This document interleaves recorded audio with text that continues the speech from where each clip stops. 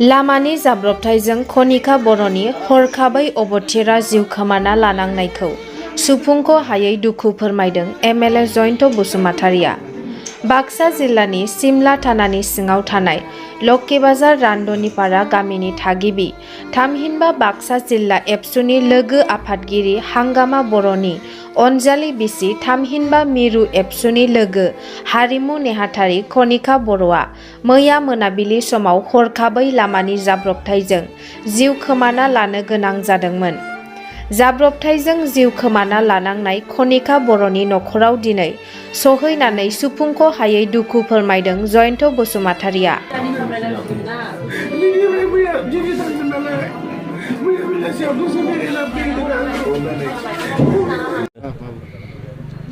रुंसारि कनिका बर'नि जिउमानि गोजोननि थाखाय सोरगोआव गोजौ थाहोनो हाथोंनि थाखाय आङो आंनि फारसेनिफ्राय गाहाम हामलायनायजों लोगोसे इसोरनि खाथियाव आङो आर'ज गाबबाय जे मैया मोनाबिलि 7 बाजियाव लामानि मोनसे जाब्रबथायजों मिरु दुलाराय बर' फरायसा आफादनि लोगो हारिमु नेहाथारि कनिका बर' बिथाङा रुंसारि जानांगौ जादों जोबोद दुखु गोनाङै। आरो बिनि थाखाय मैयानि मोनाबिलि समनिफ्रायनो ससियेल मिडियायाव नुगोरनायनि उनाव खौरां लाहरनानै मोनथिनो मोनबाय आरो बे समनिफ्रायनो गोसोआ मोजां नङामोन। मानोना कनिका बर' दुलाराय बर' फरायसा आफादनि बाथासिफुर सनितपुर जिल्लानि बाथासिफुराव जानाय गल्डेन जुबिली क्लजिं सेरेमनि 2018 फेब्रुवारि दानाव जानाय बै डेलिगेटआव कनिका बर'खौ आङो गिबि खेब नुग्रोनाय एबा सिनायग्रोनाय जादोंमोन।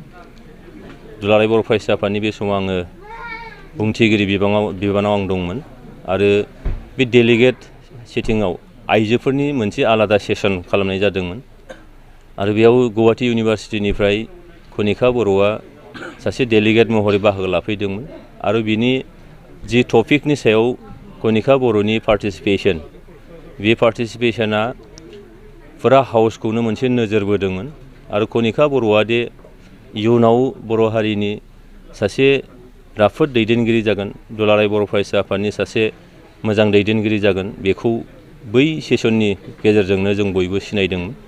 आरो बेबायदिनो फैयै फैयै दिनै दुलाराय बर' फरायसा आफादाव लोगो हारिमु नेहाथारिनि बिबान बिथाङा रुजुनदोंमोन।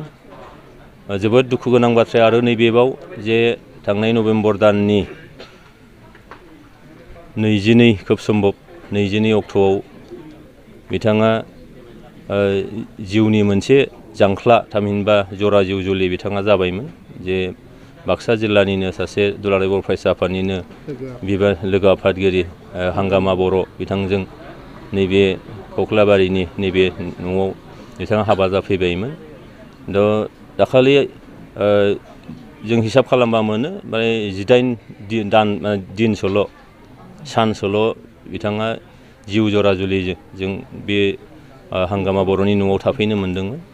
बुंनो थाङोब्ला आखाइनि जि मेहेन्दी होननानै बुङो बेनो गोमोराखै आरो मोनथिनायाव दिनैहाय हाबानि उनाव न'खराव थांफिननाय मोनसे हाबाफारि दङ आथिमंगला होननानै बुङो, बिनि थाखाय थियारि जादोंमोन। नाथाय बै जोनोमगिरि बिमानि न'खरसिम थांफिननो बिथांनि खाफाला जायाखिसै आरो दिनै बिथाङा रुंसारि जानांगौ जाबाय।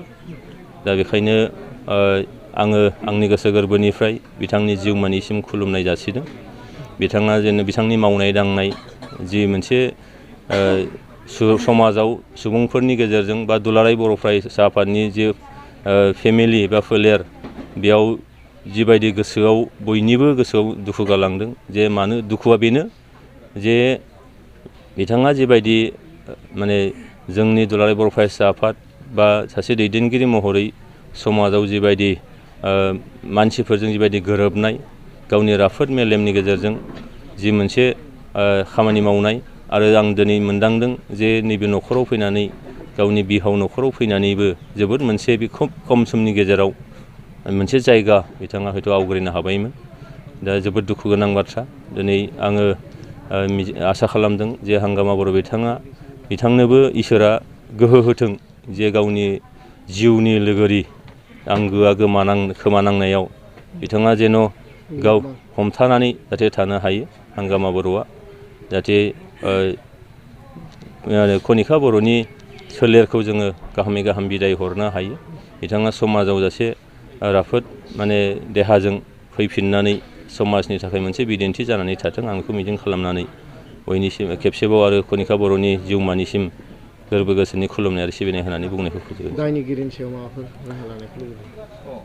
दायनिगिरि होनोब्ला आङो जिथु जाब्रबथायनि बाथ्रा, बेयाव जि मोनसे आयेन दङ, बे आयेन बायदियै निस्सय दायफोरखौ बिजिरलायनानै बिथाङा मा साजा मोननांगौ बे आयेन बायदियै थांगोन। आरो जिथु जाब्रबथायनि होननाय बाथ्रा, जाब्रबथाया हयथ' सोरबाया गोसो जानानैबो खालामो, मालाबा हयथ' मोनथिस्लाबियाव जायो।